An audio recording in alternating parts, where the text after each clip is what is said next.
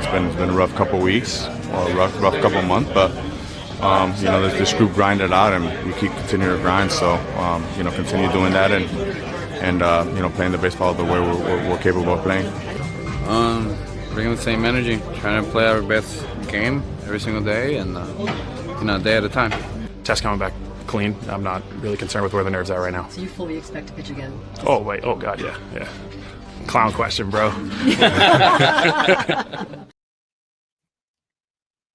Hi, everybody. Welcome to Marty Time TV. I am Marty Caswell. It is great to see you. We are all brought to you by the all-new Hamul Casino Resort, the Players Place. I'm pretty happy that May Gray is over. It's a beautiful June day. Hopefully the Padres left some of their struggles behind in May, but we shall see. Before I proceed, I would like to go ahead and introduce a familiar face, and that would be Jake Garegnani of CBS Sports. For those of you who watched the Padres on Saturday getting shut out by those Pittsburgh Pirates, you saw Jake doing his thing. I'm not sure what was going on with Gavin Sheets. We're going to get to that story shortly, but Jake, how are you today? I'm doing really well. I appreciate you having me on, as always. And, it was a fun one Saturday. Bailey Falter, the king of soft contact, getting to the Padres with 2 whole hits. And I'm looking forward to hearing the full story of the clown question. You got clown questioned by Michael King. That's fantastic. I got clown questioned by Michael King. Now, the good news on that whole front, though, is that we actually saw Michael King, because I was wondering, where is this dude? I've been, interrogating, staff, teammates, members of the media, security guards, saying, listen, dude, this guy got injured a week ago. This is the nicest guy in the world, right? He is fantastic to talk to. You know this, but we haven't seen him. We haven't heard from him. And I know we would ask Mike Schultz for an update, what's going on. And you never believe, if you've been in this business for a month, especially when you're covering the Padres, I think you just stop believing what you hear about injuries, especially when it comes to pitching injuries, because you really don't know. It can change. And then we went from he slept wrong to it's fine to on the IL to seeing specialists to we don't know when he's going to return. There's no timeline. But we'll get to the Michael King conversation a little bit later. All right, Jake. So yesterday, and I'm not even sure what inning it was. Okay, I sent you a text message. I need to find this right now. But I think I said something like, Jake, would you have time to join me tomorrow, either to talk about a season-saving victory or just a terrible loss for the Padres? I mean, they were trailing at that point, and it looked like it was going to be the same boring recipe for the Padres, tipping their hats. Offense couldn't do anything, but they found a way to get. They came back. They showed some spark, and they saved their season yesterday. Yeah, I mean, it was a huge one. When you think about the context of what June is going to be in 14 games against NL West opponents in the middle of a 26 games and 27-day stretch, you had to have that one against Pittsburgh. I remember talking to people at the station yesterday going, kind of to your point, maybe it's a little dramatic to call it season saving, but maybe not because of how serious this game was, in a sense of, got to have this one against the lesser opponent. And then they sparked that comeback in the 7th, and it was, Jackson Merrill doing his thing. I mean, how about Elias Diaz with the pinch hit back up the middle? And all of a sudden you're like, hey, here we go. And I'll tell you what, Marty, I thought the biggest play, I showed it on CBS a few times. I thought the biggest play of that game, 4th inning, squibber out in front. I can't remember who hit it it was Brian Reynolds for the Pirates. That little squibber out in front. 38-year-old Marty Maldonado with the bases loaded pops out and throws that seed to first to keep it a 4 or 5-1 game. And then the Padres proceed to make that comeback. And you were just like, oh, all right, there's that little bit of life we were looking for finally. No, I was thinking there's a justification for keeping Martin Maldonado on the roster, because we have been talking forever about the catcher's productions and what you're getting in left field. We'll get to that story shortly. But, man, yesterday I was like, you know what? No justification. Why is he on this roster? He can't hit. He can't do anything. But then he has a defining play for the Padres. Okay, I found my text message to you yesterday. It said, if you care to join me to discuss a disastrous homestand or season-saving comeback tomorrow, please let me know. And your Gavin Sheets invitation. I do want to go to Gavin Sheets, that really scary injury that he suffered yesterday, trying to make a play on Adam Frazier's home run.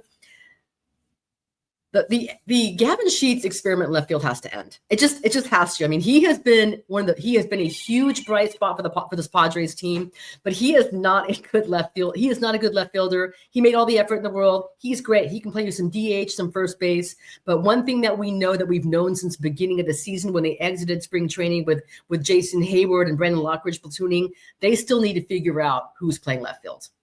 Yeah, and look, I love Gavin. He's one of those guys that will do absolutely anything the team asks of him. Yeah. Case in point, but he's not an outfielder. Simply put, he is not an outfielder. I don't necessarily blame the Padres for trying to put him in a situation where you get him in the lineup. But yes, to your point, it's like clear that needs to end. He's not out there. It's not safe for him out there. We've seen multiple times that he's gone through some issues in left field. And yes, it has to be put to an end. Absolutely. And you just hope he's okay. I mean, that was gnarly. I haven't seen a dude run into the wall that hard in a long time. Full speed. And he's a big dude. Everyone knows that. And he's trying to make a play, but I've heard some rumblings about Duran and the Red Sox that are coming out today about trying to get a left fielder, but clearly it's a position that needs to be addressed. With that being said, do you need to find a way to keep Gavin in the lineup because he's been mashing with a lot of clutch hits and home runs for the Padres. But I was at the Saturday game as we talked about, and there was just he didn't make any bad plays, but there were routes to the baseball. And when you sit up in the press box at Petco Park, you have the perfect line looking into left field. Yes. There were balls hit out there, and I text my folks and I text a couple of people and I go, Gavin Sheets just isn't an outfielder. You can tell the routes to the ball, everything about it. And it was nothing obvious that day. And then the next day you're like, there you go. So hopefully he's fine. But that was pretty scary. Hopefully he's okay. I know Mike Schultz referenced the trio of injuries that he suffered, which is just scary, right? He head contusion, the sore hip, he says, which is more concerning, and then the jammed wrist and the fingers. So hopefully, I mean, I know he accompanied a team to San Francisco, which is a good sign. Schultz said they were going to go ahead and evaluate him for concussion. They didn't have the results when he spoke to us, but the fact that he was able to get on a good plane tells me that he probably cleared. I'm not a doctor. You'll be shocked to know this. I'm not sure if you are, Jake, as well. But the fact that he traveled, that he was able to get on a plane and go with his teammates is a good sign. And by the way, if he is back with the Padres and he hopefully, fingers crossed, no IL stint, Mike Schultz today should swear under oath. AJ Caswell, if you're there, Dennis Lynn, Kevin Acee, make him swear under oath. You will never play Gavin Sheets in left field again. That has to be over. Yeah, we need to make that official. I barely graduated college. I am not a doctor as well, so yeah, that's not a problem. But he definitely cannot go back out there. Stick him to DH, first base, and let's call it a day and figure out left field elsewhere. Jake, when we last spoke, and I want to say that it was about 2 weeks ago. I know that you expressed confidence at that time about the Padres offense. I mean, they were finding ways to win, but they were a very bad offensive team in May, which again shows how important Gavin Sheets was, right? Led the team in RBIs and in home runs.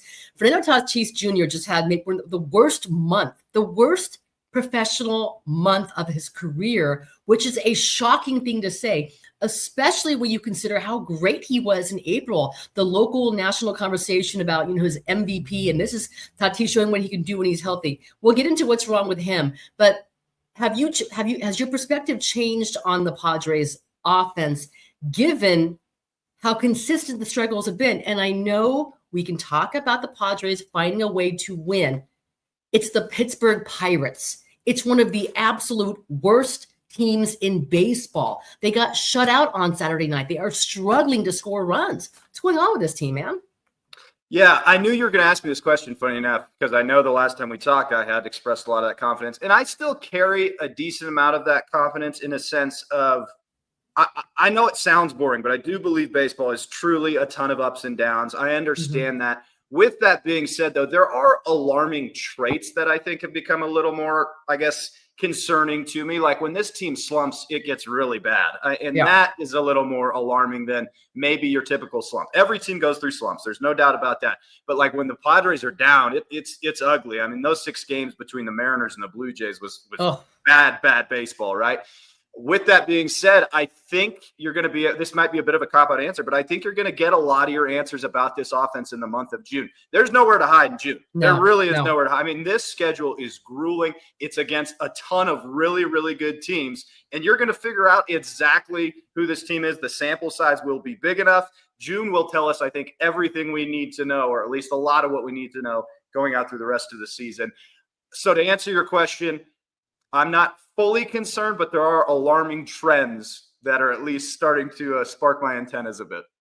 Okay, I'm going to play, right, and you're right, starting with San Francisco tonight, 4-game series. Of course, the Padres swept them in a 2-game series at Petco Park. And Milwaukee, who just swept the Phillies. Milwaukee has won 7 games in a row. It's never easy there. I want you to go ahead, and I'm going to play just a really odd. Fernando Tatis spoke yesterday. It's a minute and a half, was a full post game. This is after a win, okay? The tone, the body language. This is after a Padres win, not a loss. Just go ahead and take a look at what he had to say. Fernando, I don't know if a team ever really needs a win, but how important was it to go ahead and win this game with the stretch that you guys have ahead? I mean, it's important trying to win every single game, but we're just grinding. It feels good to bounce back, to come back that way, and we just figuring it out right now. I know Jackson likes to call those innings the power friendship inning, but can you just take us through the 7th inning and how important it was you guys got the contributions from the lineup? I mean, nothing out of the world, just moving the line, taking good pitches, some of the right pitches, and the inning just kept going up. Fernando, what did you see from right field in that collision with Sheets and Wall? Just a tough read, and the man's trying to make a play, so it's part of the game. Surprised to see him get up? No. I mean, it's a tough guy, so didn't expect less. You've got a stretch coming up against 14 in the next 17 against key division rivals, all good teams. Like, what do you make of this challenge that lies ahead for you guys starting tomorrow in San Francisco? Bringing the same energy, trying to play our best game every single day, and a day at a time. Do you think you guys have come close to showing who you guys are as a team when it comes to playing your best baseball with the guys that you team out right now? We're trying our best, and we're just trying to come together every single day. It's a new challenge every day, so we're gonna face it.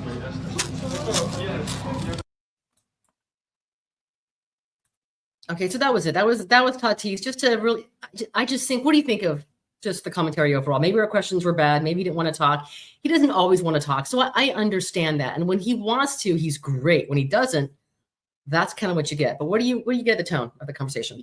Yeah, I think he said it perfectly there. When he wants to, he's fun. He's animated. And when he doesn't, you kind of get that. The one thing about Tatis is I think he's rarely ever said no to me personally when I've asked him to have a conversation. He's one of those guys that will talk with you no matter what. I think one thing people forget sometimes is that, like, these guys have lives outside of baseball. They have very real things going on. So to sit here and be a body language doctor about, like, why he's super up or super down, I don't know. I'm not going to try and guess what's going on in his life. All I can do is really talk about the baseball that he's playing on the field and stuff like that. And I know people have had concern about his body language and, this and that and all of it. It looks like he's playing around with his swing a lot too this year. So I don't know. It's a hard case to judge, Marty. I'm not exactly sure what your overall thoughts on it are. I tend to let Fernando's track record speak for itself and not worry overly about him. He's torn the cover off the ball in the month of June typically. All teams and all players go through slumps, but his has been he's had, again, the worst month of his career, and he is healthy. This isn't a thing where we're talking about him dealing with like a nagging injury or coming back from a surgery or anything else. As far as we know, he is healthy, and he's the kind of guy where the vibe, his demeanor and how he plays seem connected. It was a couple of weeks ago where he brought up, he said in post game that, I told AJ Preller that I was going to be fine. Like, there was something clearly going on, and none of us need to know what it is. I'm not even going to try to guess what it is. It's just that it has been a prolonged slump. And right now you need guys like Fernando to carry you, especially when you have these massive holes at the bottom of your order. Yeah, I think for the grace of the human, like you said, I'm not going to just guess what's going on outside of baseball in his life. It feels like maybe there's something. It feels like his demeanor is definitely lower than it's been in the times we've gotten to interact with him over the course of the years. And hopefully whatever it is works out well for him. But On the field, yeah, there's clearly something wrong, or definitely was in the month of May. I think just from a swing perspective, I mean, we've all noticed like how many different ways he's messed around with his swing this season, which is an interesting thing to do in season, right? We've seen the leg kick be high. We've seen the leg kick be low. We've seen the load change. Like there's a lot of different things going on. He came out of the gates on fire. He struggled this month. It's hard to assess exactly where he's at, I think. I know I'm Mr. Positive, but I like to tend to think that his track record speaks for itself. And when he's been healthy, he's played really, really well. I expect him to have a good month of June, but I know that's kind of the cheesy answer. I know it's a very cheesy Mike Schulte answer. Maybe you want to go ahead and grab his baseball card and read the stats off. I'm just giving you a hard time, Jake. I'm not going to alibi it, Marty. I'm going to alibi it, okay? Oh man, but you know what? The thing for me that kind of struck me yesterday, and I do realize it was a long. I mean, it was a 6-game road homestand, right? 3 with the Marlins, 3 with the Pirates, and maybe they're just thinking mentally of the grind that's ahead, right? 26 games and in 27 days, and the schedule, the opponent is so much tougher for the Giants, Milwaukee. Then come the Dodgers, right? Here at first at Petco Park, a week from today, which will be something. But you're right, we're going to learn a lot about this Padres team. And in my opinion, and I couldn't imagine saying this a month ago, whether the Padres are going to be buyers or sellers at the deadline. That's how important the month of June is. I agree, and I think there's concern here. I'll give you not Mr. Positive view here. I think there is concern when you talk about the pitching staff going into June. Yes, like the Yu Darvish setback is concerning. The Michael King not knowing. I mean, to hear Mike Schilt verbatim say it could be a week, it could be to the All-Star break is insanely concerning. I know. I mean, so the staff, the pitching going into June against all these really quality opponents is something that does worry me. And so while I think we could learn a ton, and the offense we'll know about. The offense is what the offense is, and you're going to see how good or not good they are when we go through June. The pitching, could get better on the second half after the All-Star break. I think it sounds like Matt Waldron is hopefully coming back here real soon, but off the IL for the oblique. Yep. Right. And so, yeah, and I think maybe Tuesday or something like that, he might get the ball. We'll see. But pitching going into this month against these teams, it could turn bad. Like we'll see if they can tread water. We'll see if their offense can pick them up. But nothing about May said the offense would pick them up. I think that's the concerning thing, and that's why there's such a tone, because you're right with the pitching injuries, and there's going to be a balance, right? You always have this conversation. There's a time where you need your starting pitching to carry you, or you need the offense to carry you. But when you're depleted, Michael King is staying behind in San Diego to meet with specialists and get second opinions and to go ahead and rehab. So he is a ways off, right? You have to ramp up. Who knows with Yu Darvish? The whole idea with Yu Darvish was you don't want to go ahead and waste those innings in a rehab game, right, or in the minor leagues. But also, you're really being tested. You need your offense to carry you at times like this. Like the Dodgers offense is carrying them with their injuries on their pitching staff, Glasnow and Snell being out for a while. But the Padres did not show in the month of May that this offense can carry this team when they have a depleted staff. And the pitching situation right now is worse than it was a month ago. Yeah, I mean, we're talking about a 6-man rotation. They can't even stuff a 5-man rotation right now. It's set up again. It's exactly why earlier I said you're going to learn a lot about this team, because it's set up for something that could turn into a complete disaster. If I'm being completely honest, June could be a complete wreck, right? When you look at the opponents, when you look at the staff, when you look at what the offense did in May, things could get ugly really, really fast. At the same time, if all of a sudden they go through June and they play some pretty good baseball, and you get into July and you're like, oh, we're still 2-3 games out of first place, you probably feel really, really good about a team that fought through that month. Yeah. It's just a few games back with a pitching staff that's depleted like that. So again, you're like, let's get back on this call at the beginning of July or the end of June, and I think we'll have a lot more definitive answers. And one thing that's interesting too, they're not the only team in the West that is struggling. The Dodgers, I know offensively, they're on a different level right now, but they have the pitching injuries. Corbin Burns exited yesterday for the D-backs, saying that his arm is dead. So there's a lot going on. If you read the Giants, they had their own offensive struggles as well. So it'll be interesting, and maybe the NL West has a way of balancing itself out. Okay, I do want to go back to Saturday night, because I caught on your IG video of you showing Gavin Sheets his home run trot. Do you want to go ahead and take me through that? What happened there? Well, okay. So we're lucky enough to have these games, which gives me the opportunity to get a lot of folks one-on-one, which, Right. as it is in the clubhouse, typically around like 15 people. And The so worst. Scrum's the worst. when I get those opportunities to have the players one-on-one, look, we could all talk about ex-WOBA and fun, spin rate and all this stuff. And I'm as big a baseball nerd as anybody else, and I love that stuff. But what I love even more is to get to know these players on a different level, to try and pull out some personality. And so there's been reasons why, Dylan Cease and I talked about Pokemon, and Jason Adam and I talked about his fingernails. And I know Gavin is an awesome guy, and I just wanted to have a little fun. And so I was like, I want to imitate, that home run trot he did, and just see, if we could crack a smile with him. And it was a lot of fun to just sit there and chat with him. I'm always trying to pull the personality out of these people, because I think that's what a lot of fans want, right? Like, Yes. We want to know these players in a different way off of the field as well. We all know the type of players they are on the field. We watch every single game. All us diehards watch every single at bat for a lot of these people. But who are they off the field, or what's their personality like? And so it was fun to get with Gavin and do that a little bit. And I think I was like, I think it'll really sell the bit if I make him actually hold the mic while I do this and walk about 15 feet away from him. Because I don't know if anyone else has interviewed him like that. And I said, we're just going to send it. And he probably was like, who is this idiot? But Right. What are you going to do? Did he seem genuinely impressed, do you think? Not by my charades, but he seemed like he had a good time. I don't think I did a very good job of it. It was close. I gave it a few extra exaggerated steps. I tried to have my producer lay it down side by side, but we ran out of time, so I'll have to go back and do that and see how close I got. Okay, what was if on a scale of 1 to 10, how did I do in your eyes? Oh, that was a 9. But here's the thing, though. This is how you take it to another level. This is what you have to do next time. You have to imitate Gavin Sheets running into a wall next time. So I want you to say, hey, Gavin, hold my mic. And then I want, someone will hit a pop fly. All right. Oh, no. And then you go face first into the wall, Jake. That will impress him. That will be it. Don't knock yourself out, though.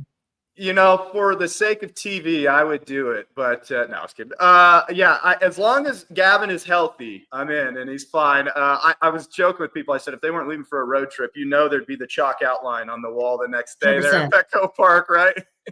I feel 100%. That's how baseball players are. Maybe there'll be one waiting for him in San Francisco since he's there. Have a little bit of levity, in that clubhouse. I mean, the Padres, they need some. They need some good mojo. They need something to go their way, because that, again. And I know we're talking. The vibe yesterday to me was just kind of crazy. And I posted some post game with Tatis and Manny Machado. The Manny Machado thing was interesting too, because he's been a pretty calm and steady. He's been very consistent this entire season about it's a grind. It's not always going to be this good when things were bad. He talked about struggles. Just give a little listen to Manny, who, by the way, sits on 349 career home runs. A little bit from Manny Machado yesterday. Listen, you've done a lot this season. It's been a rough go offensively some nights. Does a night like tonight, you think, do anything for the guys? Like, reinforce anything, or? I hope so, yeah. I mean, it's definitely a good sign. I mean, our bullpen did a tremendous job coming in there and keeping the game close for us to go out there and have some good at-bats. Definitely that inning was huge for us. Bogey leading off the inning with a walk, and then stringing up some really good at-bats, making those guys pitch and come to us. So kind of like our old selves, and we just gotta continue doing that, continue growing. So we said kind of like our old selves, which is interesting that Manny is alluding to that. Listen, we are not showing who we are. This is an unfamiliar Padres team that's struggling at home versus the Pirates. So I just thought it was interesting. Hang on 1 second. Baseball, it was a key, and we got to continue doing that. It's been a rough couple weeks, or a rough couple months, but this group grinded out, and we keep continuing to grind. So continue doing that, and playing the baseball the way we're capable of playing. He just seems tired or exhausted, or just like, it shouldn't be. We're the Padres, man. We're supposed to mash. It shouldn't be this much of a struggle to go ahead and figure it out versus a team like the Pirates. I thought the vibe was just different. I agree with that in the sense of there's clearly disappointment or frustration on the way the offense has performed in the eyes of Manny. At the same time, I think that was quintessential Manny. He very much has always been the stable guy in the clubhouse, right? Like we've talked to him a billion times, Marty. I've never seen him too high. I've never seen him too low. And the Manny slander is the funniest thing in the world to me. I found it interesting. Was it Friday night? I can't remember what night it was. The Padres had the postgame show and they interviewed Jackson Merrill. And unprompted, Jackson said, I think it's funny that Manny gets all this hate for never running to first, but that guy works harder than anyone I've ever seen. That guy's the leader in our clubhouse. And I know people don't want to hear it from me because they get tired of it. And I defend Manny, and I think he's a great ball player, and I think he is a clear leader of this team. But when you hear it from everybody in that clubhouse, go in there one day and ask the type of leader Manny is to every other player. They will defend him to the ends of the earth because that is the respect that guy carries. So I think it's hilarious that he comes out and gets a lot of hate sometimes from the fan base when all this dude does is be the steady voice in that clubhouse. I know he hasn't hit for as much power as people wanted this year, but he's played really well, in my opinion. I just think it's great. Like sometimes I wonder, Marty, are we being too hard on this team in a sense of they're 9 games over 500 and 2 games back of the lead in the NL West? Wouldn't any fan have signed up for that come the start of June, or is that a bad take? No, they would have. They absolutely would have. I think where the panic comes in though is seeing, and maybe their hot start in March and April gave people like a bit of a false expectation about, wow, this offense is it's the best offense in baseball. They can hang with anybody, because now you're seeing the quality of the opponent, and you are seeing the holes on your roster, and it's magnified by Darvish, Michael King, and concerns. So that's why this is a team that couldn't lose at home, right? And could score with anybody. And then all those things have kind of stopped over the recent few weeks.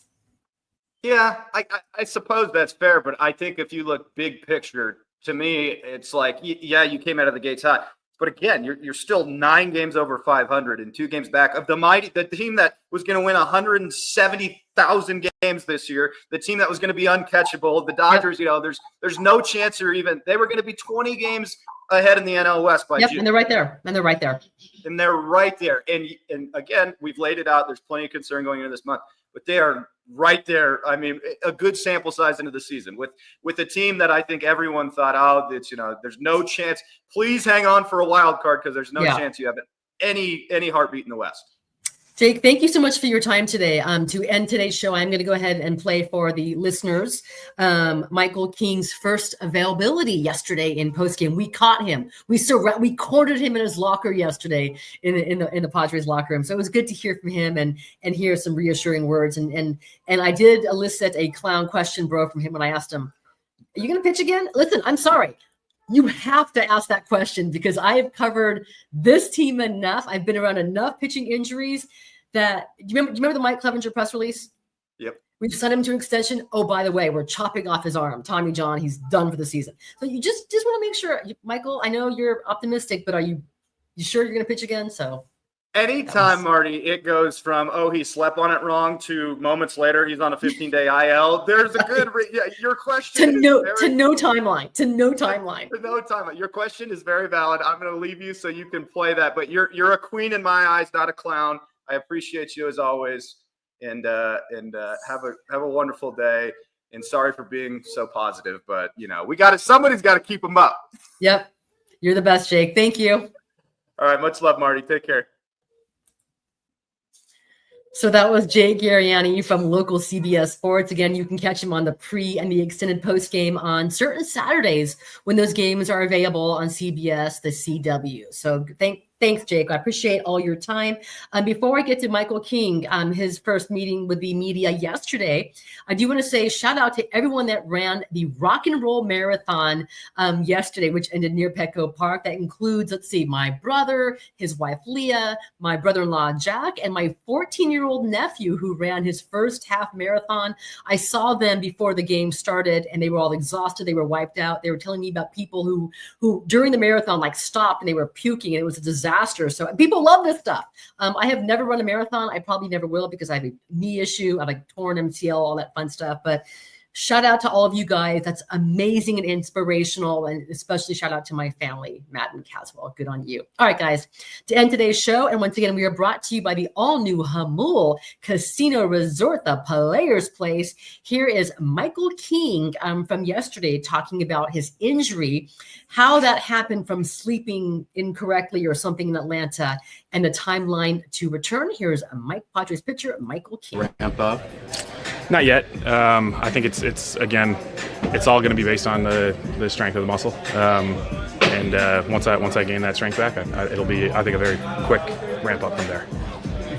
What's your understanding from talking about?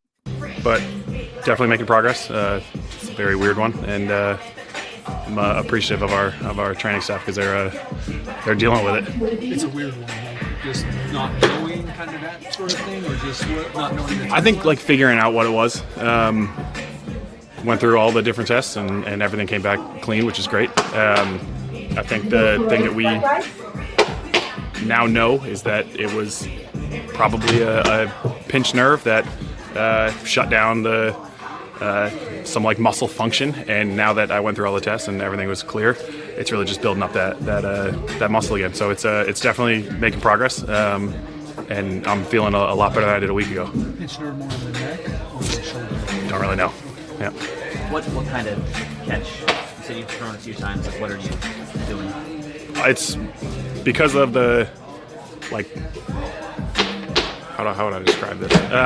Because we're not sure exactly where the muscle is in terms of strength and like how strong I want it to get to. We don't want to like stress everything else out and then possibly cause other issues. So it's really just moving the arm. It's very light, but everything's been going pretty good. Do you have a plan to ramp up? Not yet. I think it's again, it's all going to be based on the strength of the muscle. And once I gain that strength back, it'll be, I think, a very quick ramp up from there. What's your understanding from talking about that's right, medical experts and how long that might take for it to come back? I don't know if there is an understanding. Dr. Leak with us has said that he has seen a lot of progress in me, so he doesn't expect it to be very long.